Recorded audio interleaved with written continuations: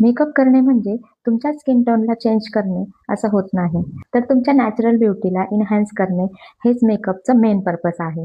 पण मी बऱ्याच ठिकाणी पाहते की क्लायंटचा जो स्किन टोन आहे त्याला मॅच असा मेकअप होत नाही आणि त्यांच्या स्किन टोनला फेअर करायचा प्रयत्न केला जातो. विशेषतः मीडियम टू डार्क स्किनचे जे आहेत त्यांच्या बाबतीत असे प्रकार बघायला मिळतात. हो, पण क्लायंटची जर रिक्वायरमेंट असेल तर असं करायला काहीच हरकत नाही.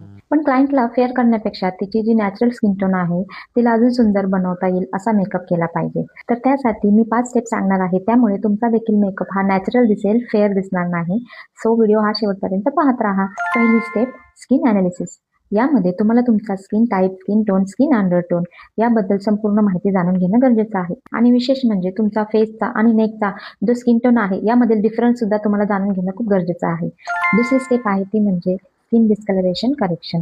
तुमच्या स्किनवरील पिगमेंटेशन, डार्क सर्कल आणि अनइव्हन स्किन टोनचे जे काही एरियाज आहेत त्याला योग्य पद्धतीने कलर करेक्शनने कव्हर करायचं आहे. तिसरी स्टेप आहे एक्झॅक्ट मॅच फाउंडेशन. तुम्हाला तुमच्या स्किन टोनला आणि स्किन अंडरटोनला एक्झॅक्ट मॅच शेडचं फाउंडेशन निवडायचं आहे. चौथी स्टेप, सेटिंग पावडर. तुम्हाला तुमच्या स्किन टोननुसारच सेटिंग पावडर देखील निवडायची आहे. त्यामुळे तुमचा हा मेकअप बेस एकदम नॅचरल असा दिसणार आहे. आणि पाचवी स्टेप आहे ती म्हणजे ब्लश. तर तुमच्या स्किन टोनला मॅच होणारच असं तुम्हाला ब्लश देखील निवडायचं आहे. त्यामुळे तुमची स्किन ही जास्त फ्रेश आणि नॅचरल लुकिंग असे दिसेल. लक्षात ठेवा, राईट शेड आणि राईट टेक्निक म्हणजेच नॅचरल आणि ब्युटिफुल मेकअप असा तुमचा होणार आहे. तर हे सगळं मी माझ्या सेल्फ मेकअपच्या क्लासेसमध्ये डिटेल म्हणजे प्रॅक्टिकली शिकवत असते. जर तुम्हाला देखील जर सेल्फ मेकअप क्लास जॉईन करायचा असेल तर आजच मला कमेंटमध्ये सेल्फ मेकअप टाईप करा. व्हिडिओ आवडला असेल तर लाईक, शेअर, सबस्क्राईब करायला विसरू नका आणि अशाच इन्फॉर्मेटिव्ह व्हिडिओ बघण्यासाठी आपल्या पेजला नक्की फॉलो करा. भेटूया पुढच्या व्हिडिओमध्ये. तोपर्यंत बाय बाय.